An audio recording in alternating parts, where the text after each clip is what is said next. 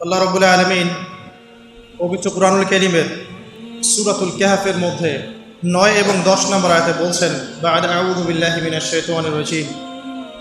আল্লাহ রাব্বুল আলামিন বলছেন, আম হাসিবতা আন্না আসহাবাল কাহফি ওয়ার রাকিম কানু মিন আয়াতিনা আজাবা।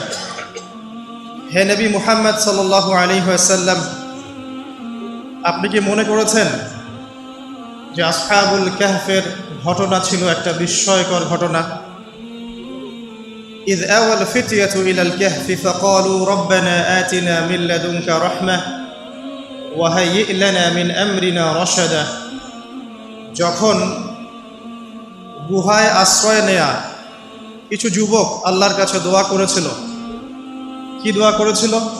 রব্বানা, হে আমাদের প্রতিপালক, আতিনা মিন লাদুনকা রাহমা, আমাদেরকে আপনার পক্ষ থেকে রহমত দান করুন।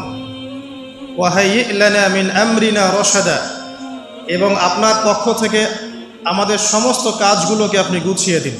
সুবহানাল্লাহ। আজকে থেকে 1000 বছর আগে দাকিয়ানুস বাদশার একটা সভ্যতা ছিল। এই বাদশা ছিল তৎকালীন সময়কার একজন জালেম শাসক। সে তার রাজ্যে শিরক প্রতিষ্ঠা করেছিল, আল্লাহ রাব্বুল আলামিনের তাওহীদকে উঠিয়ে দিয়েছিল। সে তার রাজ্যে নবী সাল্লাল্লাহু আলাইহি ওয়াসাল্লাম, তৎকালীন সময়কার যে নবী আলাইহিস সালাম, তার সুন্নাহকে উঠিয়ে দিয়ে নিজের মন গড়া আদর্শ বাস্তবায়ন করেছিল দাকিয়ানুস বাদশাহ। তো সেই বাদশার অধীনে থাকা 8 জন বা 9 জন উচ্চ পদস্থ কর্মকর্তার সন্তানকে আল্লাহ পাক হেদায়েত দান করেন, এবং তারাই ইতিহাসে আসহাবুল কাহফ হিসেবে পরিচিত আছেন। এই 7 জন বা 9 জন যুবক উচ্চ পদস্থ কর্মকর্তার সন্তান ছিলেন। তারা তাওহীদকে চিনতে শিখলেন, আল্লাহ রাব্বুল আলামিনকে চিনতে শিখলেন, শিরকের সাথে তাওহীদের আপোষ করলেন না, সুন্নতের সাথে চলমান জাহিলিয়াতের আপোষ করলেন না। এর ফলশ্রুতিতে তাদের উপর নির্যাতন নেমে আসলো। রাজা তাদেরকে 3 দিন সময় দিলেন। 3 দিনের মধ্যে যদি তোমরা তোমাদের ধর্ম ত্যাগ না করেছো, তাহলে তোমাদেরকে মৃত্যুদণ্ড দেওয়া হবে। তো সেই 7 জন বা 9 জন যুবক ওই রাষ্ট্রের মধ্যে কোনো অরাজকতা সৃষ্টি করলো না, বরং তারা সাইলেন্টলি সেই রাষ্ট্র থেকে চলে গেল। সেই ফিতনাপূর্ণ জাহেলি পরিবেশ থেকে নিজেরা আস্তে করে সরে গেল, সেখানে কোনো রকম ফাসাদ সৃষ্টি করলো না। যাওয়ার সময় তারা একটা কুকুরকে সাথে নিয়েছিল, যেই কুকুর বছরের পর বছর তাদেরকে পাহারা দিয়েছে গুহার মধ্যে। চলতি পথে একটা গুহায় তার আশ্রয় নিয়েছিল, যে গুহার মধ্যে তারা ঘুমিয়ে পড়ে, এবং আল্লাহ রাব্বুল আলামিন 309 বছর পর তাদের ঘুম ভাঙান। 309 বছর পর যখন ঘুম ভাঙল, তারা ক্ষুধার্ত ছিলেন। একে অপরকে জিজ্ঞাসা করছিলেন যে কেম লাবিসতুম, তোমরা কতদিন ঘুমিয়েছ? একজন বলছিল লাবিসনা ইয়াওমান আও বা'দা ইয়াওম, আমরা হয় একদিন ঘুমিয়েছি বা একদিনের কিছু অংশ ঘুমিয়েছি। যাই হোক, তারা ক্ষুধার্ত ছিলেন, তাদের পকেটের মধ্যে কিছু মুদ্রা ছিল, আর সেই মুদ্রা বর্তমান সময়ে চলমান মুদ্রার মতো ছিল না। বর্তমান সময়ে যে চলমান যে মুদ্রাগুলো আছে, যেখানে গোল্ড এবং সিলভারের কোনো অনুপ্রবেশ নাই, যদিও বা কোরআন এবং সুন্নায় গোল্ড এবং সিলভারের কয়েনের কথা আছে, তবে পশ্চিমা সভ্যতা এটাকে হারাম করে দিয়েছে। আর পশ্চিমা সভ্যতা কোনো কিছুকে হারাম করে দিলে সেটা সারা বিশ্বেই হারাম হয়ে যায়, আর পশ্চিমা সভ্যতা কোনো কিছুকে হালাল করে দিলে সারা বিশ্বেই সেটা হালাল হয়ে যায়। পশ্চিমারা যদি বলে পর্দা হারাম, বিশ্ববাসী বলবে হারাম হারাম। তারা যদি বলে পর্নোগ্রাফি জেনা হালাল, সবাই বলবে হালাল হালাল। এখন মানুষ আল্লাহর ইবাদতের চেয়ে পশ্চিমাদের ইবাদত বেশি করে। আর এটা বলে রাখি, সূরা তাওবার 31 নম্বর আয়াতে আল্লাহ পাক বলেছেন, কেউ যদি আল্লাহ পাকের হালালকে হারাম করে নেয় আর আল্লাহ পাকের হারামকে হালাল করে নেয়, এটাকে আল্লাহ পাক কুফরি এবং শিরক বলেছেন। তো দাকিয়ানুস বাদশার যুগটাও ঠিক এমনই ছিল। তো তারা যখন সেই মুদ্রাগুলো নিয়ে বাজারে গেল খাবার কেনার জন্যে, তখন তাদেরকে অ্যারেস্ট করা হলো। কি অভিযোগে? অভিযোগটা হচ্ছে যে তারা গুপ্তধন পেয়েছে, এই অভিযোগে। কিন্তু বাস্তবিক অর্থে তারা কোনো গুপ্তধন পায় নাই। তারা বলছিল আমরা গতকাল মাত্র এখান থেকে বের হয়েছি, আজকে রাতটা এই গুহায় আশ্রয় নিয়েছিলাম, এতটুকু তারা বলেছে। যাই হোক, তথ্য প্রমাণ যাচাই করে দেখা গেল যে তারা যে ঘুমিয়েছিল এতে প্রায় 309 বছর অতিবাহিত হয়ে গেছে, এবং এখন যে বাদশা ক্ষমতায় আছে সে আলহামদুলিল্লাহ একজন তাওহীদপন্থী মানুষ। সে আল্লাহকে বিশ্বাস করে, নবী রাসূলকে বিশ্বাস করে, আল্লাহ পাকের ঐশী গ্রন্থকেও বিশ্বাস করে। তবে ওই সমাজের মানুষ একটা বিষয়কে বিশ্বাস করে না, সেটা হলো মৃত্যুর পর পুনরুত্থান বা রিজারেকশন, যেটা আমরা বলি মৃত্যুর পর পুনরুত্থান, এই বিষয়টাকে তারা স্বীকার করে না। তো আল্লাহ রাব্বুল আলামিন মাত্র 9 জন যুবকের মধ্য দিয়ে পুরো একটা নেশনকে শিক্ষা দিলেন যে মৃত্যুর পর পুনরুত্থান সত্য। যে আল্লাহ রাব্বুল আলামিন 309 বছর ঘুম পাড়িয়ে রেখে জীবিত করতে পারেন, নিঃসন্দেহে সে আল্লাহ রাব্বুল আলামিন লক্ষ কোটি মানুষকে 1000 বছর পরেও জীবিত করতে পারবেন ইনশাআল্লাহ। এতে করে ওই পুরো সমাজটাই তাওহীদপন্থী হয়ে গেল আলহামদুলিল্লাহ। এই হলো আসহাবুল কাহফের ঘটনা, খুব সংক্ষিপ্ত করে বললাম। এই আসহাবুল কাহফ তারা কিন্তু খুব উচ্চ পদস্থ কর্মকর্তার সন্তান ছিলেন এবং তারা ছিলেন যুবক। তারা কেউ কাউকে চিনতেন না, কিন্তু আল্লাহ পাক তাদের মধ্যে একটা হৃদয়ের বন্ধন দিয়ে দিয়েছিলেন। এবং তারা ওই রাষ্ট্রে কোনো ফাসাদ সৃষ্টি করেন নাই, কোনো অরাজকতা সৃষ্টি করে নাই, তারা ভাঙচুর করে নাই, তারা হরতাল করে নাই, অবরোধ করে নাই, কিচ্ছু করে নাই।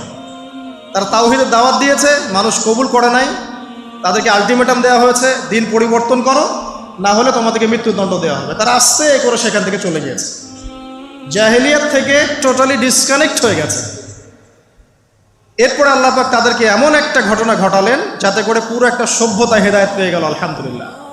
শুধু তাই নয়, এই ঘটনা কোরআনে থাকবে আর কোরআন কিয়ামত পর্যন্ত থাকবে ইনশাআল্লাহ।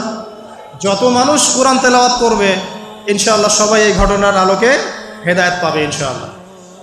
তো দেখুন, অল্প কিছু মানুষকে দিয়ে আল্লাহ পাক বড় কমিউনিটিকে হেদায়েত দিতে পারেন। তাদের দোয়াটা আমরা সবাই করি আজকে। তারা দোয়া করেছিল, রব্বানা আতিনা মিন লাদুনকা রাহমা ওয়া হাইয়্ লানা মিন আমরিনা রাশাদা। ঠিক একই যুগ আবারও এসেছে ঘুরে ফিরে, সময় পরিবর্তন হতে থাকে। আমরা একটা কথা বলি, ইতিহাস পড়তে গিয়ে পড়াতে গিয়ে, যে হিস্ট্রি রিপিটস ইটসেলফ। আমরা বলি যে ইতিহাস নিজেই নিজের পুনরাবৃত্তি ঘটায়। ঠিক অনুরূপ ঘটনা ঘটেছিল নমরুদের সময়ও। নবী ইব্রাহিম আলাইহিস সালাম তাওহীদপন্থী, নমরুদ তাওহীদপন্থী নয়। সে মনে করে যে সেই হচ্ছে এই পুরো মহাবিশ্বের রব।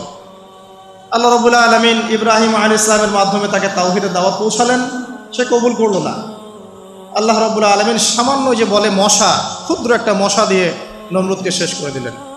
আল্লাহ পাক সব করতে পারেন। ইতিহাস এভাবেই পুনরাবৃত্তি ঘটিয়েছে আদ এবং সামুদ জাতির ক্ষেত্রেও। আদ জাতির লোকেরা অনেক লম্বা লম্বা ছিল, ফিজিক্যালি অনেক স্ট্রংলি বিল্ট। তারা পাহাড় কেটে বাড়িঘর নির্মাণ করত। সামুদ জাতীয় ঠিক এরকমই ছিল, তারা পাহাড় পর্বত কেটে বাড়ি নির্মাণ করত। আল্লাহ রাব্বুল আলামিন হুদ আলাইহিস সালামকে পাঠালেন, সালিহ আলাইহিস সালামকে পাঠালেন দাওয়াত দেওয়ার জন্য। তারা দাওয়াতি কাজ করলেন, কম দাওয়াত গ্রহণ করলো না। ইল্লা কলিলাম মিনহুম, অল্প কিছু মানুষ ইসলাম কবুল করলো, বাকিরা বেশিরভাগই করলো না। আল্লাহ রাব্বুল আলামিন বিশাল কওমটাকে, যারা বলতো মান আশাদ্দু মিন্না কুওয়া, আমাদের চেয়ে শক্তিশালী আর কে আছে, তারা এই কথা বলতো। কোরআন এই কথা বলছে, কোরআন বলছে তারা বলতো মান আশাদ্দু মিন্না কুওয়া, আমাদের চেয়ে শক্তিশালী আর কে আছে। এখন এই স্লোগানগুলো আমরা ওয়ার্ল্ড অ্যাফেয়ার্স ঘাটলে দেখতে পারি না? বিভিন্ন পরাশক্তি বলছে আমাদের চেয়ে শ্রেষ্ঠ আর শক্তিশালী কে আছে। এই কথাটাই বলেছিল আদ এবং সামুদ জাতি। আল্লাহ পাক এদেরকে এমনভাবে ধ্বংস করেছেন যেন খেজুর গাছ উপড়ে ফেললে যেমন করে পড়ে থাকে, আদ জাতির লোকরা বাড়ির মধ্যে এভাবে পড়েছে। মাত্র 6 দিন এবং 7 রাতের মধ্যে আল্লাহ পাক আদ জাতিকে ধ্বংস করেছেন। আর সামুদ জাতিকে আল্লাহ পাক ধ্বংস করেছেন বজ্রপাত দিয়ে, প্রচণ্ড বজ্রপাত দিয়ে, মুহূর্তে একটা কম শেষ। আল্লাহ পাক সব করতে পারেন। ইতিহাস এভাবেই পুনরাবৃত্তি ঘটিয়েছে। ফেরাউনের যুগে চলে যান, মূসা আলাইহিস সালাম একই দাওয়াত দিয়েছেন আল্লাহ রাব্বুল আলামিন। আল্লাহ পাকের পক্ষ থেকে তাওহীদ নিয়ে তিনি ফেরাউনকে দাওয়াত দিয়েছেন যে লা ইলাহা ইল্লাল্লাহ, আল্লাহ ছাড়া কোনো ইলাহ নাই। আল্লাহ রাব্বুল আলামিন চিরঞ্জীব, চিরস্থায়ী, তার কাছে আত্মসমর্পণ করো। ফেরাউন বলেছিল আনা রব্বুকুমুল আ'লা, আমি তোমাদের মহান রব।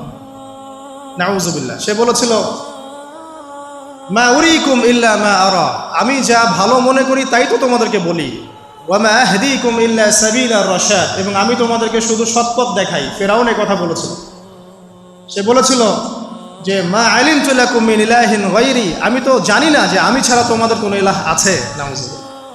আল্লাহ রাব্বুল আলামিন সবর করেছেন, তাকে সময় দিয়েছেন, একটার পর একটা গজব দিয়েছেন। কখনো উকুন নাজিল করেছেন, কখনো রক্ত নাজিল করেছেন, কখনো প্লেগ, কখনো ব্যাং, কখনো ফড়িং, এরকম করে 9টা আযাব আল্লাহ পাক ফেরাউনকে দিয়েছেন, তার কওমকে দিয়েছেন। সর্বশেষ আল্লাহ রাব্বুল আলামিন লোহিত সাগরে সদল বলে ফেরাউনকে ডুবিয়ে মেরেছেন। ডুবে মরার সময় ফেরাউন বলেছিল যে আমানতু বিরব্বি হারুন ওয়া মূসা, আমি এখন হারুন এবং মূসার রবের প্রতি ঈমান আনলাম। ডুবে মরার সময় ফেরাউন এই কথাটা বলেছিল। তখন আল্লাহ রাব্বুল আলামিন বলেছেন আল-আন, এখন, ওয়াকাদ আসাইতা মিন ক্বাবল, এর পূর্বে তুমি বিরুদ্ধাচরণ করেছো। আল-ইয়াউমা নুনাজ্জিকা বিবাদানিক, আজকে আমি তোমার বাদান মানে তোমার দেহটাকে সংরক্ষণ করব, প্রিজার্ভ করব। কি জন্য প্রিজার্ভ করবেন? মিউজিয়ামে রেখে দেওয়ার জন্য? মিশরের মিউজিয়ামে রেখে দেওয়ার জন্য? কি কারণে প্রিজার্ভ করব? লিতাকুনা লিমান খালফাকা আয়াহ, তোমার পরবর্তীতে যারা আসবে পৃথিবীতে ওদের সবার জন্য তুমি নিদর্শন হয়ে থাকবে, এই কারণে। তো ফেরাউনের পরে তো হাজার হাজার বছর চলে গেল, এবং এই হাজার বছরে আমরা দেখেছি আরো হাজারটা ফেরাউন এসেছে পৃথিবীতে। তাদের সবার জন্য এই ফেরাউনের মমিটা ছিল কি? নিদর্শন। কে আল্লাহ নিদর্শনের পরোয়া করে? আল্লাহ পাকে নিদর্শনের কে পরোয়া করে? আমাদের কনসেপ্ট এখন এমন, ইনহিয়া ইল্লা হায়াতুনা দুনিয়া, এই দুনিয়ার জীবনটাই আমাদের হায়াত। নামুতু ওয়া নাহইয়া, আমরা এখানেই বাঁচি, এখানেই মরি। ওয়া মা নাহনু বিমাবউসিন, আর আমাদেরকে পুনরুত্থিত করা হবে না। কোনো মানুষ যদি পরকালীন কনসেপ্ট লালন করে চলে, সেই মানুষ কি বেনামাজি থাকতে পারে কিনা? সেই মানুষ কি যাকাত না দিয়ে থাকতে পারে কিনা? যে মানুষ পরকালে বিশ্বাস করে যে আল্লাহর সামনে আমাকে দাঁড়াতে হবে একা একাই, আমার ইমাম, আমার পীর, আমার অমুক, আমার তমুক নেতা নেত্রী কেউ আমার সাথে যাবে না, আমাকে একা আমার আল্লাহর সামনে দাঁড়িয়ে হিসাব দিতে হবে, এই কথা যে চিন্তা করে, সে কি নামাজ না পড়ে থাকতে পারে কিনা?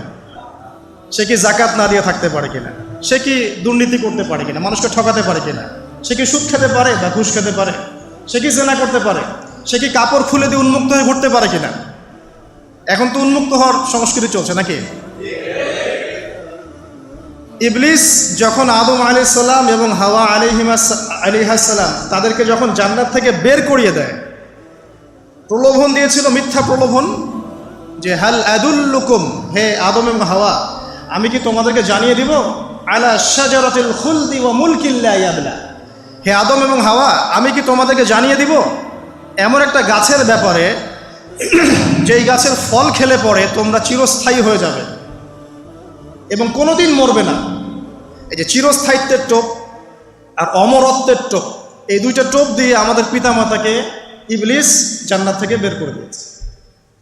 এখন পৃথিবীতে যত মানুষ পথভ্রষ্ট হচ্ছি আমরা, আমাদের এই দুইটা খাসলতের কারণে। আমরা অমরত্ব আশা করছি, আমাদের চলাফেরা দেখলে মনে হয় আমরা মরবো না, পরকালীন কনসেপ্ট বাদ। একটা হচ্ছে চিরস্থায়িত্বের টোপ, ক্ষমতা, এই যে ক্ষমতার দাপট, এই দুটো আমাদেরকে কিন্তু পথভ্রষ্ট করছে। ঠিক একই অস্ত্র ছিল ইবলিসের। সূরা আরফ পড়ে দেখেন, আমি কোনো কিছু বানিয়ে বলছি না। তখন আল্লাহ পাক বললেন যে ইয়া বানি আদম, হে বনু আদম, আদমের সন্তান যারা আছো, আমাদেরকে আল্লাহ পাক বলছে তোমরা শোনো, লা ইয়াফতিনান্নাকুমুশ শাইতান, শয়তান যেন তোমাদেরকে ফিতনায় না ফেলতে পারে। কামা আখরাজা আবাওয়াইকুম মিনাল জান্নাহ, ঠিক যেমন করে তোমাদের পিতামাতাকে শয়তান জান্নাত থেকে বের করে দিয়েছে।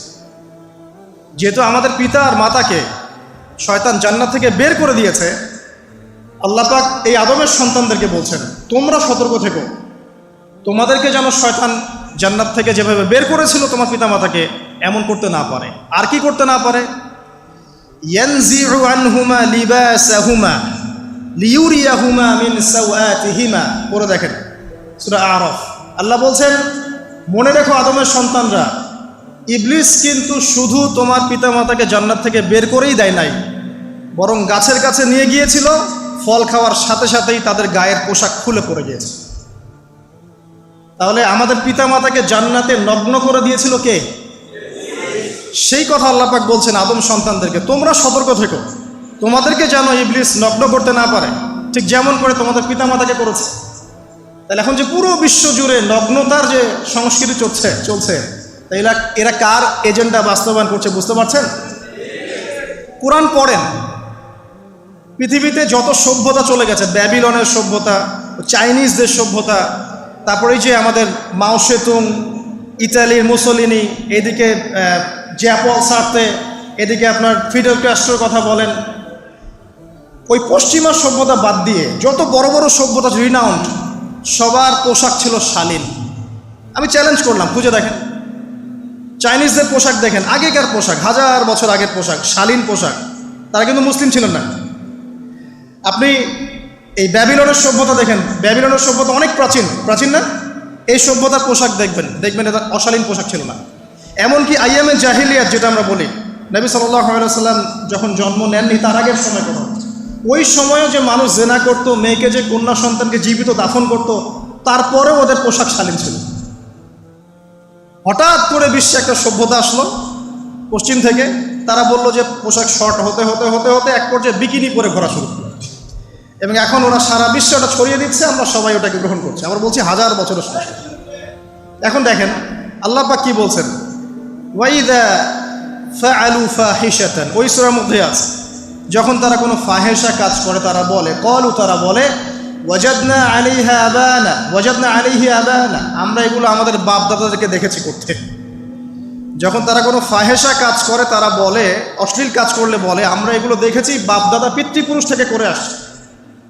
আল্লাহু আমারানা বিহা, আল্লাহ আমাদেরকে আদেশ করেছেন। আল্লাহ বলছেন, কুল ইন্নাল্লাহা লা ইয়া'মুরু বিল ফাহশা, আল্লাহ পাক কখনো অশ্লীল কাজের আদেশ করতে পারেন না। আতাকুলুনা আলাল্লাহি মা লা তা'লামুন, তোমরা কি আল্লাহ সম্পর্কে এমন কথা বলছো যে কথা তোমরা জানো না?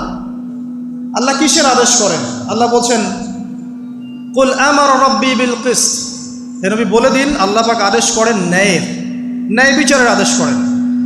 ওয়া আকিমু ওয়ুজুহাকুম ইনদা কুল্লি মসজিদ, এবং প্রত্যেক নামাজের ওয়াক্তে নিজের চেহারাটাকে একনিষ্ঠভাবে আল্লাহর দিকে ফেরাবে, এই আদেশ আল্লাহ পাক করেন। ওয়া আকিমু ওয়ুজুহাকুম ইনদা কুল্লি মসজিদ ওয়াদউহু মুখলিসিনা লাহুদ্দিন, এবং একনিষ্ঠভাবে তোমরা আল্লাহকে ডাকবে, দোয়া করবে, এই আদেশ আল্লাহ পাক করেন। আল্লাহ পাক কি অশ্লীল কাজের আদেশ করতে পারেন? ইতিহাস পড়ে দেখেন, আমি নিজে হিস্ট্রির ছাত্র, আপনি পড়ে দেখবেন, পুরো ঐতিহাসিক পটভূমি পড়ে দেখবেন, মানুষ এই ঊনবিংশ শতাব্দী আসার আগে এত অশ্লীল ছিল না। এখনকার বিশ্বে যত সমস্যা চলছে, কয়েকটা বলি, রিবা বা সুদ, জেনা বা উন্মুক্ত যৌনাচার, তারপরে বেপরদামি অশ্লীলতা, 4 নাম্বার আপনার মাদক, ঠিক আছে, 5 যে বড় মহামারী পর্নোগ্রাফি, যত বড় বড় মেজর সমস্যাগুলো চলছে যেগুলো ইয়াং জেনারেশনকে ধ্বংস করে দিচ্ছে, এগুলোর ম্যাক্সিমাম এসেছে কিন্তু পশ্চিম থেকে। খেয়াল করে দেখবেন, এগুলো কিন্তু বাংলাদেশ থেকে আসে নাই, আসছে ভারত থেকে আসছে, পাকিস্তান থেকে আসছে, সাবকন্টিনেন্ট থেকে আসে নাই, এগুলো দেখবেন একটা নির্দিষ্ট জায়গা থেকে আসছে।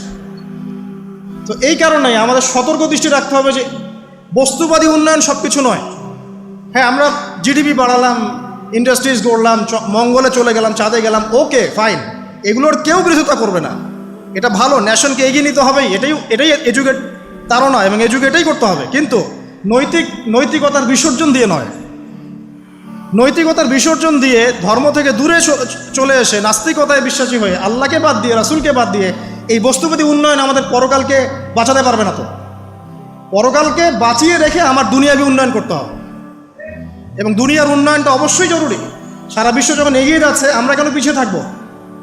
আমি তো এটাও বলি যে এটা অনেক মাদ্রাসার লাইনে যারা আছেন তারা আমার সাথে একটু বিরোধিতা করেন এই বিষয়ে, কিন্তু আমি নিজেই বলি, বিশাল আগুন, এই আগুনটা মানব জাতিকে হাসরের মাঠের দিকে তাড়িয়ে নিয়ে যাবে। এই 10টা আলামত না আসা পর্যন্ত কিয়ামত হবে না। অতএব আপনি এখন রিল্যাক্সে নাকে তেল দিয়ে ঘুমান নাকি ভাই? এই 10টা আলামত না আসা পর্যন্ত কিয়ামত হচ্ছে না, তবে এই 10টা আলামত আসার পটভূমি কিন্তু তৈরি হয়ে যাচ্ছে, এটা আমাদের খেয়াল করতে হবে। আচ্ছা আসেন, এই যে শুআয়ব আলাইহিস সালামের কওমকে যে ভূমিকম্প দিয়ে ধ্বংস করা হলো, এই ভূমিকম্প কখন আসে?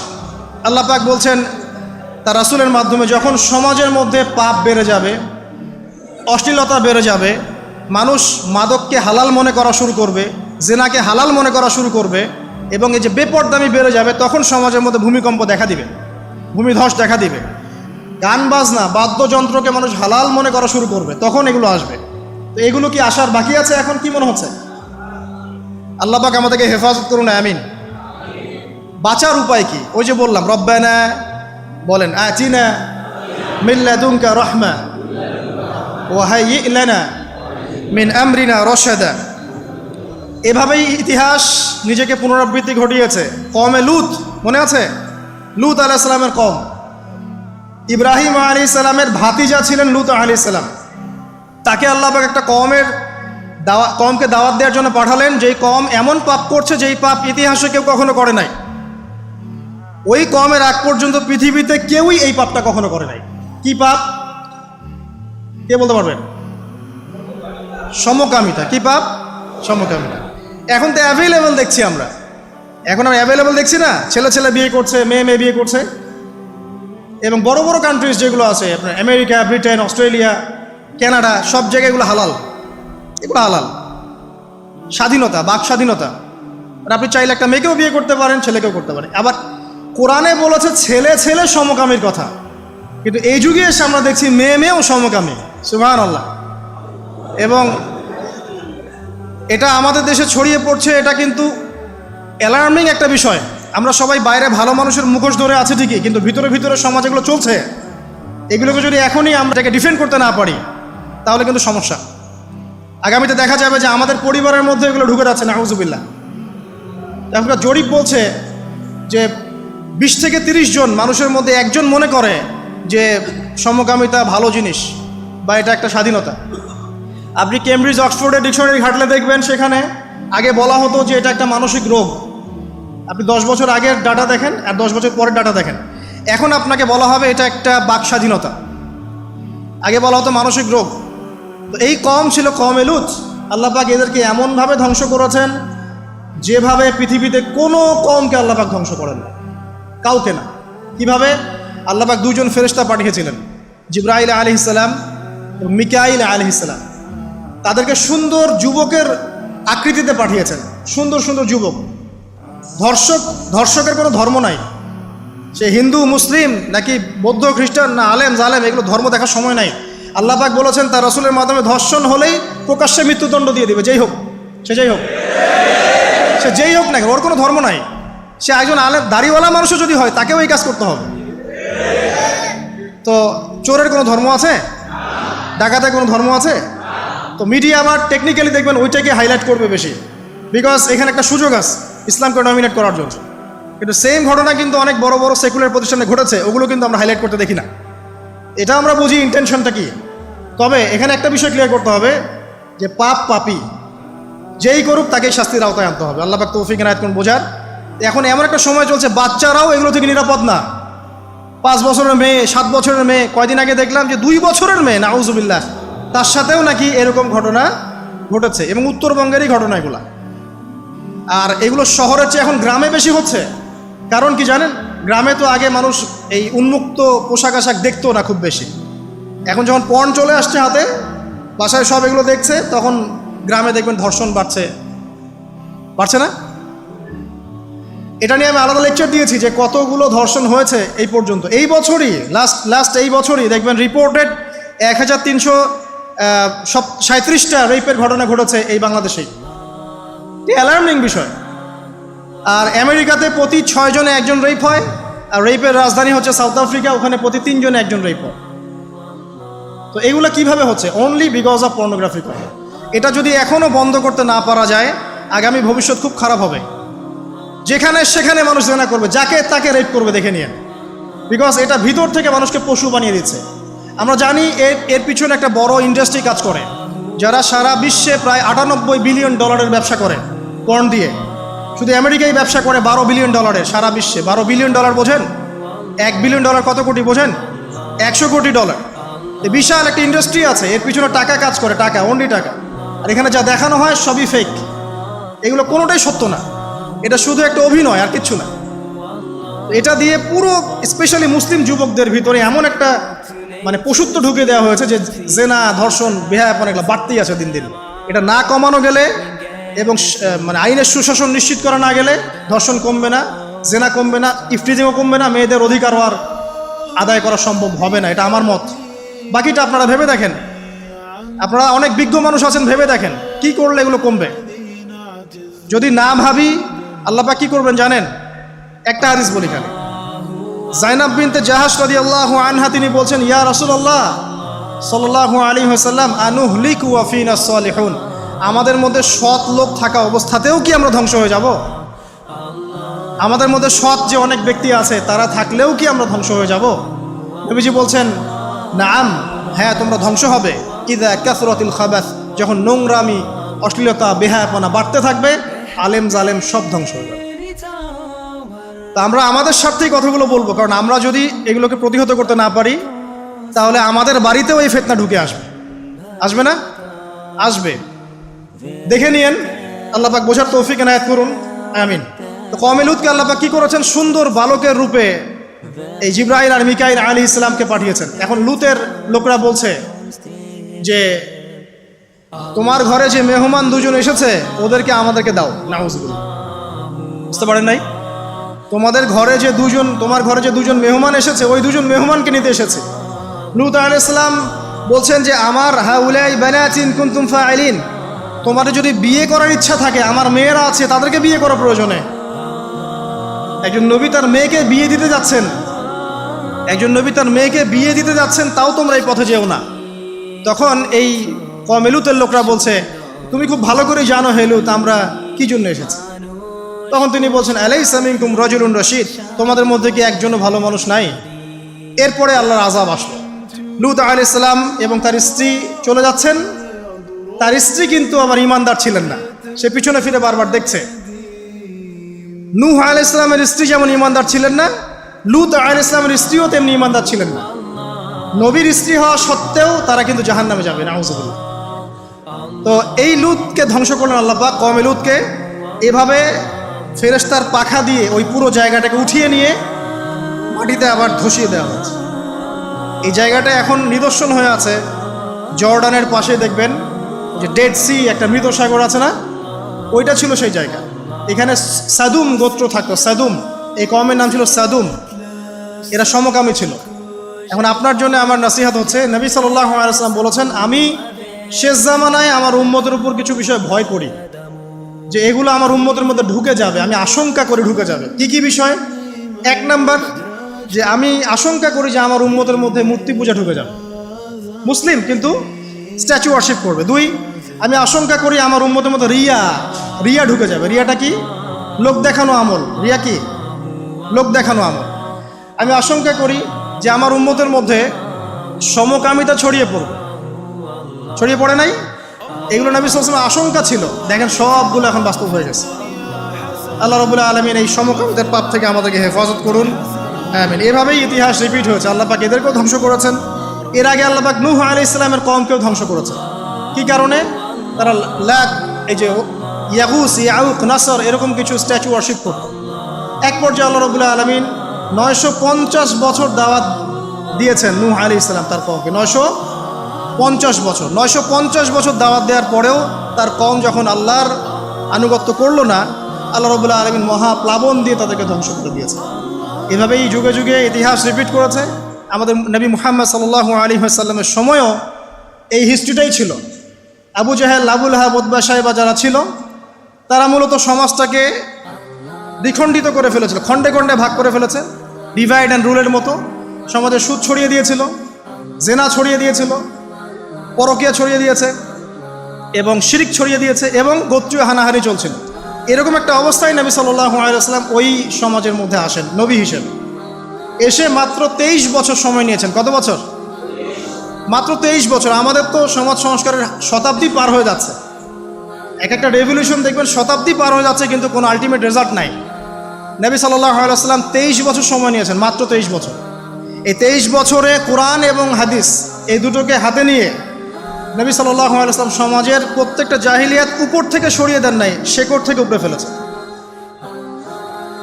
তবে তিনি যখন ইসলাম প্রতিষ্ঠা করে দিয়ে চলে গেছেন, খোলাফায়ে রাশেদার যুগ চলে গেছে, তারপর উমাইয়া খেলাফত এসেছে প্রায় 100 বছরের মতো, পরে আব্বাসীয়রা এসেছে প্রায় 550 বছরের মতো, আস্তে আস্তে ফাতেমিরা এসেছে, ওদিকে কর্ডোভার, স্পেনে আন্দালুসিয়া উমাইয়া শাসন ছিল। ওসমানীয়রা এসেছে, এভাবে ইতিহাস চলেছে দীর্ঘদিন, প্রায় 1400 বছর।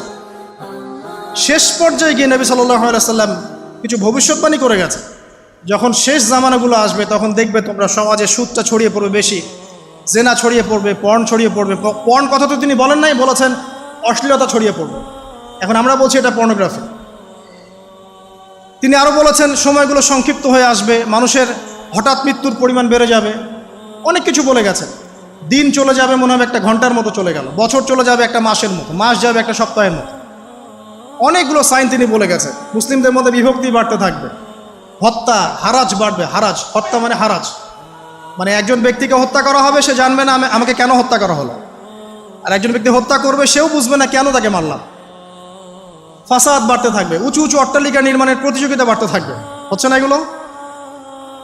সমাজে ভালো মন্দের মানদণ্ড উল্টে যাবে, মানুষ সত্যকে মিথ্যা বলবে, মিথ্যাকে সত্য বলবে, মিথ্যাবাদীকে সত্যবাদী বলবে, সত্যবাদীকে মিথ্যাবাদী বলবে, আমানতদারকে খেয়ানতকারী বলবে, খেয়ানতকারকে আমানতদার বলবে।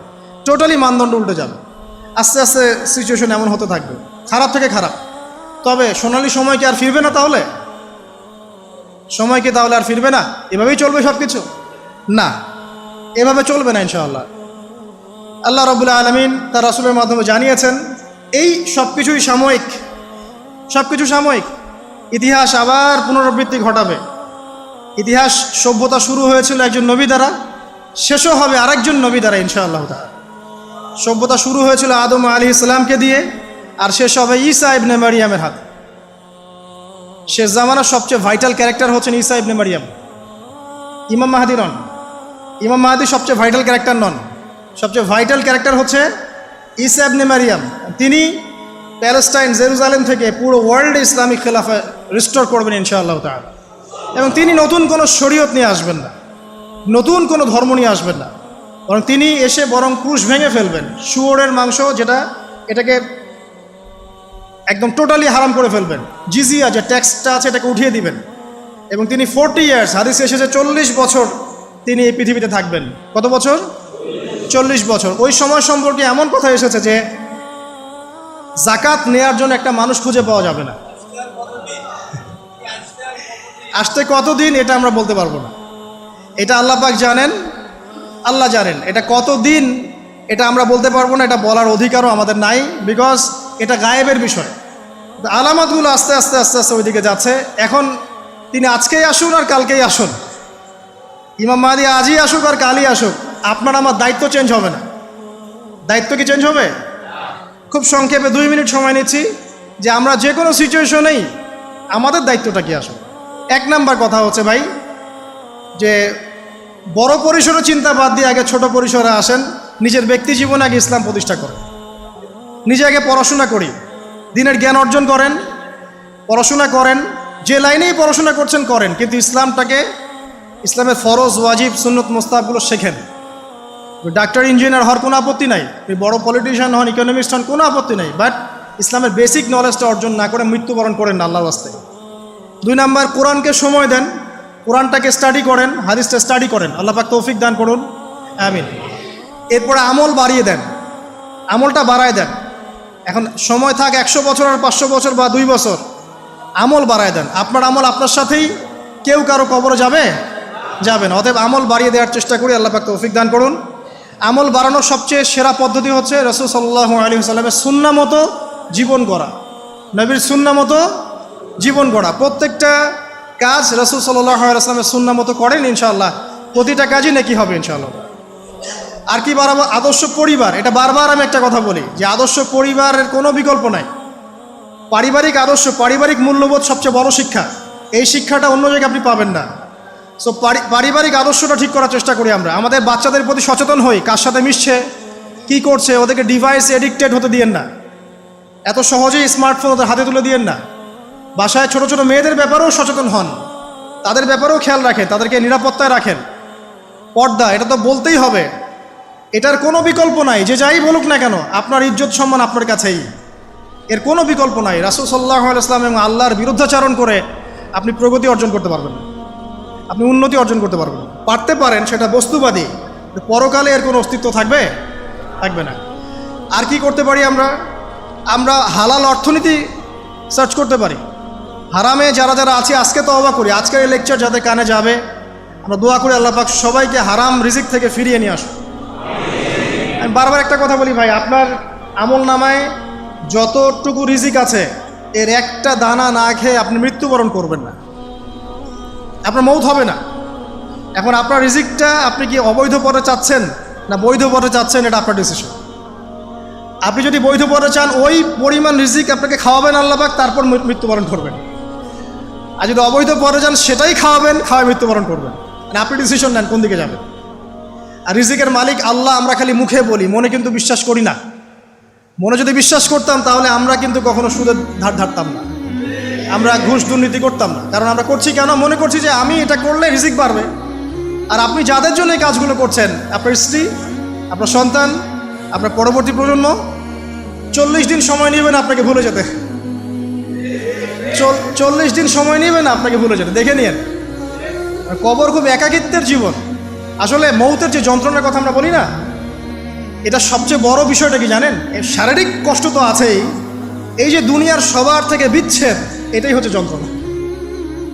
সবার থেকে বিচ্ছেদ না, সবার থেকে বিচ্ছেদ হয়ে চলে যেতে হয়, এটা সবচেয়ে বড় যন্ত্রণা। মানুষ একা থাকতে চায় না। জেলখানায় যে মানুষকে বন্দি করে রাখে না, ওই একাকিত্বের কষ্টে মানুষ ভোগে। একা একা, আমি একা, কেউ নেই আমার সাথে, এটাই। এর উপর যদি আবার টর্চার করা হয়, রিমান্ড দেওয়া হয়, তাহলে কি অবস্থাটা হবে বোঝেন। এই হলো কবর, এই হলো কবর।